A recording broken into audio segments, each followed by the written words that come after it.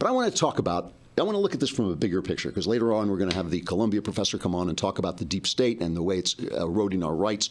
And I want to talk about the state and the growth of the state, because this is what this healthcare thing is all about.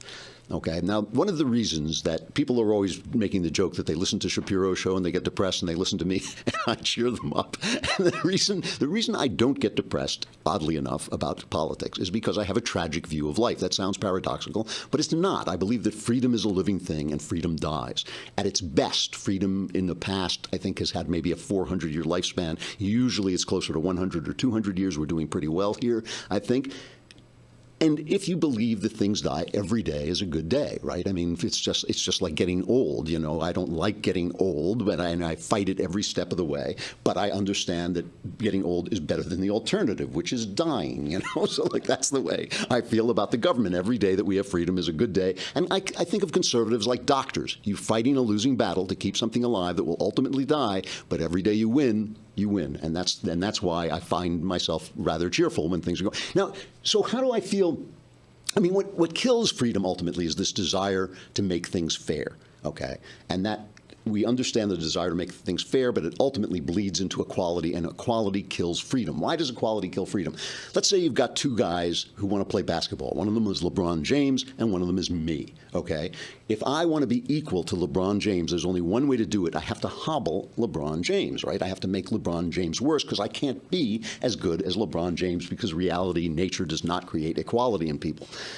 So you say, well, okay, you can't be as good as LeBron James, but at least you can have as much money as LeBron James has. Why is it fair that he puts a ball through a hoop and gets to be a gazillionaire, and you are witty and brilliant, attractive, sexually desirable, and you're not, you know, you're just scraping by, right? So that is the problem. So I agree with that argument. So the only way I can do that is I can take LeBron's money and give it to me. And why does that get rid of his freedom? Why? Because he creates his money through his time and his hard work and his training and his talent, and all those things belong to him. If they belong to the government, why does the government get to say that these belong to us? We own your talent, we own your time, we own your training. Therefore, if we think Klavan deserves the money, we can give it to him. Why does the government have that right? It doesn't. So equality is the enemy of freedom, always. You know, we can make things a little bit fair. We can say that Klavan doesn't have to die gasping in the street because he can't afford, you know, food.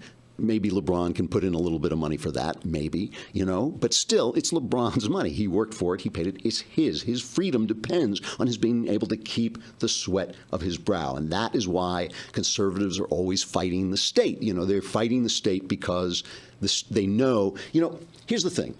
If healthcare were free, I would support it. If healthcare could be free, I would support it. If healthcare could be free, Ben Shapiro would support it. You know, Sean Hannity would support it. All the conservatives would support. We're not mean, but it's not free. Nothing is free. Somebody has to pay for it. And when somebody pays for it, his freedom is taken away. The state never gives you anything. It never gives you anything. It only takes things away. It trades you freedom.